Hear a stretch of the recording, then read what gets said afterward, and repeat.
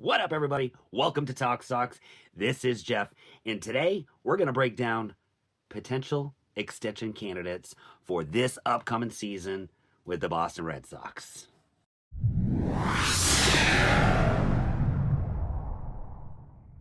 Before we take a deep dive into things, if you haven't done so yet, we are currently sitting at just over 240 subscribers. Make sure you hit that subscribe button and as well as like button. Why? So you don't miss out on any Red Sox content in this upcoming season.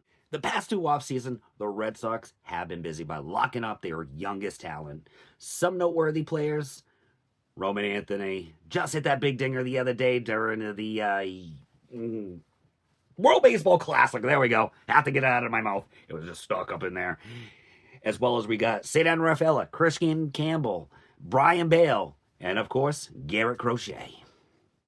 And this brings us to the 2026 offseason. Made a short just last week with this focus point. And I named likes of Payton Tolle, Connelly Early, Wilyer Abreu. There are some notable names that are still looking for some extensions, such as Jarren Duran, Tristan Casas, Tanner Houck. But we're not going to mention them in this video just because their career with the Red Sox is kind of uncertain at this point. Now, real quick, I do want to give some love to Jarren Duran, but the rumors are still flying out there with speculations of a potential trade that still could happen. First up for extension candidates, we're going to talk about Mr. Connelly Early. Connelly Early. The Red Sox drafted the young left-hander in the 5th round of the 2023 draft. This dude made an impressive debut back in September when he struck out 11 batters in just 5 innings. In the 2025 season, he split time between AAA and as well as AA. During that time, he had a 10-3 record with an ERA of just 2.6. Connelly Early has the makeups of an old school pitcher. He doesn't rely on velocity at all. His fastball does average between 92, 94 miles an hour. It has topped out, though, at 96 miles an hour. He does have a plus changeup, a sweep-in slider, and as well as a curveball in his arsenal. While Early is expected to start his 2026 season in the minors, he is coming into the season as ranked number 3 in the Red Sox organization of prospects, and prospects overall in the game, number 56. Now, he is completing for the number 5 slot in the pitching rotation, but more than likely, again, he'll start his career in AAA due to service manipulation. Even though Connelly Early has a lot of good things going to him, starting out in AAA for this upcoming season is not a bad thing either, as he does need to work on physical strength and conditioning. He did gain an extra 15 pounds during this offseason, but he's really working on trying to maintain a higher velocity on his fastball. He's also got a few other things to work on, like refining his pitch mix, fastball, and command consistency. I am generally not the one to put numbers on a potential contract extension. But with Early, as long as we can buy out the arbitration years, add a couple extra to that, just this way we can really lock the guy in, I can see 6 or 8 years, maybe potentially 60, 75 mil. We'll keep it right in with pitchers. Our next one, Mr. Payton Tolle himself. You gotta love the mustache on this dude. With that being said, Payton Tolle, I'm hoping they do lock this guy up for quite a while. I do like his approach to the game. He's a fun in the clubhouse. He's everything that you can ask for and could be a potential leader for the future of the Boston Red Sox. Mr. Tolle is a big dude, drafted in 2024 in the 2nd round, weighing 250 pounds. David Wells? David Wells? Not even close. But he does give me some David Wells vibes, especially with the mustache. Now, unlike Early, Tolle does have a plus fastball. That reaches up to 97 miles an hour. Boop! Rewind. Just the other day during a spring training game, he hit 100.4 miles an hour on his fastball with an expedition game against the Yankees. So it's climbing, it's getting up there. Also to go along in his arsenal, he's got a slider, cutter, and as well as a curveball. We did get a nice glimpse of Payton Tolle as he made his professional debut last August 29th, and during 5 innings of work, he struck out 8. He gave up 0 runs, just 2 hits, and as he walked off the mound, got a great standing ovation. Already, there's not a lot that Tolle does need to work on. He's made his presence in the clubhouse. He's made his presence in the MLB, but he does need a little conditioning on his secondary pitches, especially to develop some consistency between his slider and as well as curveball to complement his great fastball that he offers.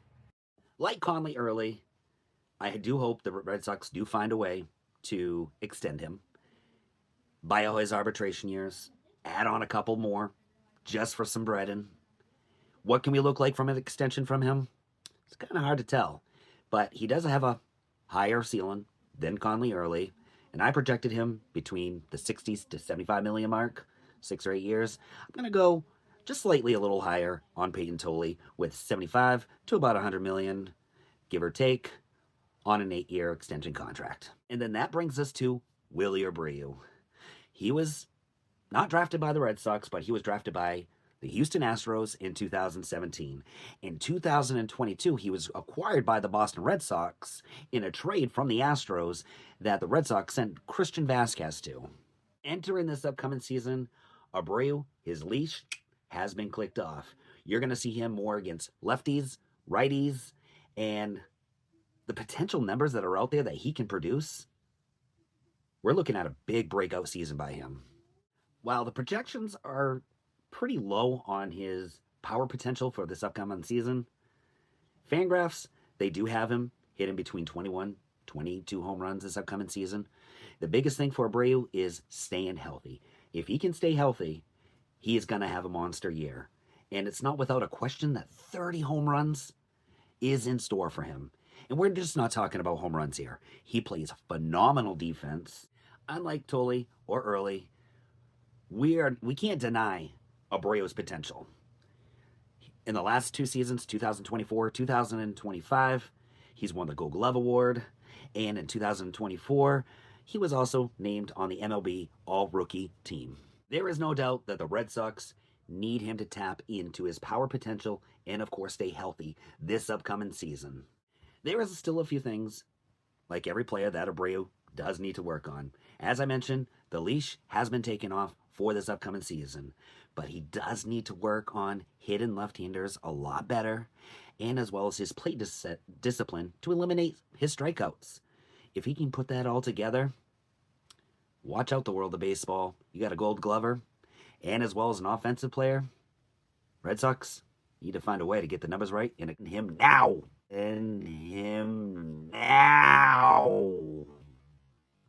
I can't put all the blame on the Red Sox because prior to the 2024 season, they did exactly that. The Red Sox tried to extend Wilyer Abreu, but Abreu did decline the extension offer. Was it money?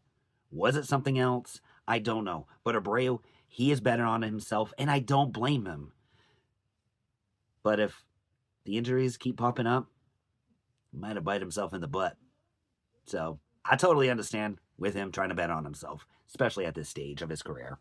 Wilyer Abreu contract. Well, who can we compare him to?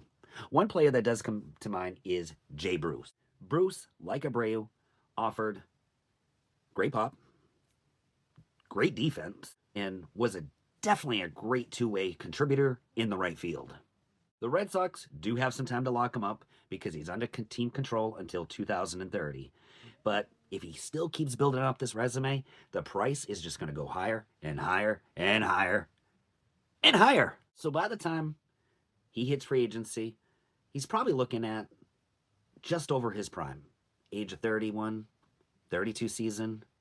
This is why it's okay to bet on yourself, but now's the time, if the numbers are right, to accept that extension. And I'm not in his mindset, so I can't say, is he looking for a home for the remainder of his career, such as a 10-year, 12-year contract extension? But what I can do is look at now. Unlike Early or Tolle, if he's set to become a free agent by the time he's the age of 31 or 32, he might want that extra contract, especially if he's still performing well. He could bank in a second time. So we're going to take a look at things as a possible contract extension to buy out the rest of his arbitration. You're going to go with wrapping things up. Extensions, they're either going to happen or they're not going to happen. Hopefully, the Red Sox find a way to make these things happen. This is Jeff with Talk Sox, signing out. We will check you all in the next video.